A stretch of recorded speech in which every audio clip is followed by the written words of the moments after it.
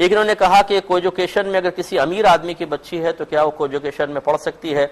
اصل میں آپ تھوڑی سی بات سمجھ نہیں پاتے ہیں، میں سمجھاتا ہوں، اس کو غور سے آپ سنا کریں۔ سوال یہ ہے کہ کیا بچیاں کو ایجوکیشن میں تعلیم حاصل کر سکتی ہیں یا نہیں، اور اس طرح لڑکے کیا کو ایجوکیشن میں تعلیم حاصل کر سکتے ہیں یا نہیں؟ تو ہم نے بالترتیب یہ آپ کو بتایا تھا کہ سب سے بہترین اور جو مذہب کے مطابق صورتحال ہے، اس تعلیمی مذہب کے مطابق، کہ بچیوں کی الگ تعلیم گاہیں ہونی چاہیے، درس گاہیں، اور لڑکوں کے الگ اسکول، کالج، یونیورسٹی وغیرہ ہونے چاہیے۔ اور جیسا آج کل فتنہ نمودار ہے وہ کسی پر مخفی نہیں ہے کہ کس طریقے سے خرافاتیں ہو رہی ہیں۔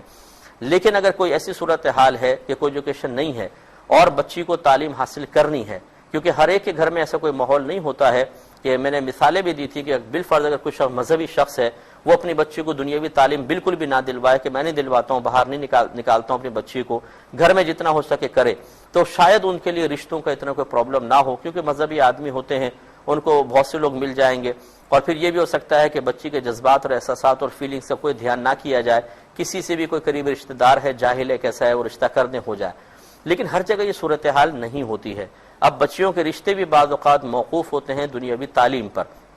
اچھی تعلیم یافتہ لڑکی ہوتی ہے اور پھر اس میں دیگر اوصاف بھی دیکھے جاتے ہیں تو اچھا رشتہ ملتا ہے، ورنہ کتنی بچیاں ایسی ہیں میرے پاس آئیں جن کو یہ مسائل نہیں وہ فیس کرتے، تو میرے پاس آئیے، میں آپ کو دکھاتا ہوں کتنی سینکڑوں بچیاں ایسی ہیں جو صرف ان وجوہات کی بنا پر اوور ایج ہو رہی ہیں اور ان کے رشتے نہیں آ رہے۔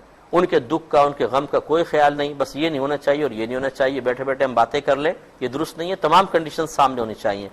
تو ایسی کوئی مجبوری کی صورت ہو کہ بہت ہی اچھی تعلیم ہے یہاں پر، اور اس کے علاوہ دوسری جگہ انہیں ایسا میسر ہی نہیں ہے کہ جہاں پہ لڑکے لڑکیوں کا علیحدہ کچھ معاملہ ہو، جسے باہر کے ملکوں میں آپ دیکھ لیں کو ایجوکیشن کے بغیر آپ تعلیم لے ہی نہیں سکتے ہیں۔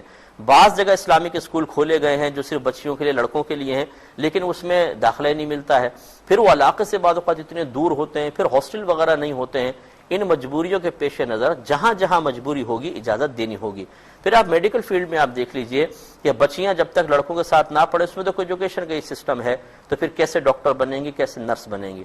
آپ جو یہ کہتے ہیں مطلقاً کہ بچیوں کو لڑکوں کے ساتھ پڑھنا ہی نہیں چاہیے، میں ان سے یہ پوچھتا ہوں کہ یہ بتائیے کہ آپ کے گھر کی عورت اگر بیمار ہو جائے، اس کو علاج کے لیے کہاں لے کر جائیں گے آپ؟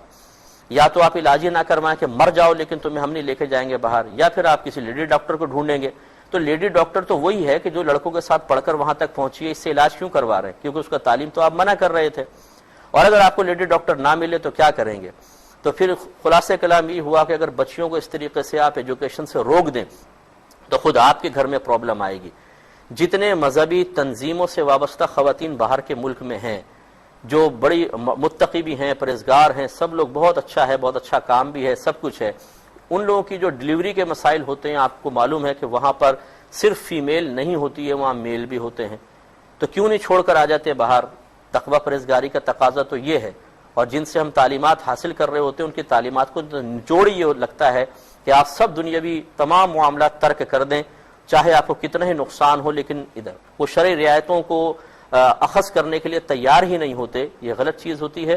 شریعت آپ سے زیادہ تقوی پرہیزگاری کو سمجھتی ہے اور جانتی ہے، اس لیے جہاں جہاں شریعت کی اجازت ہوگی وہاں پر اس رعایت سے فائدہ اٹھانا ہی سمجھداری ہے۔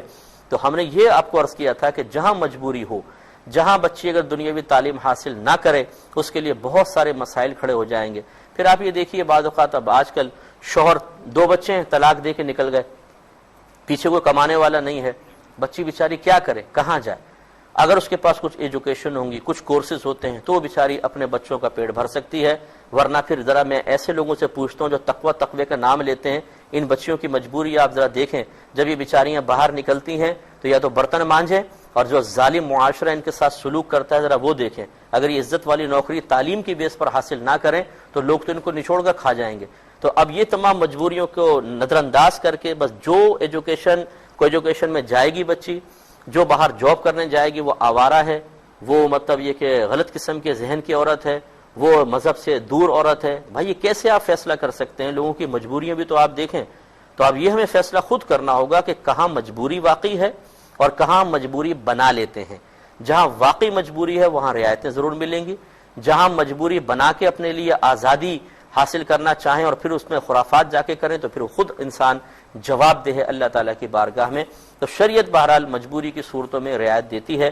ہر شخص کو چاہیے کہ اپنے اپنے علاقائی اعتبار سے، اپنی کیفیات، اپنی مجبوریوں کے اعتبار سے کسی سے مشورہ کر لیں، دینی شخص سے جو واقعی مشورہ دینے کے اہل ہوں، پھر عملی قدم اٹھا لیں۔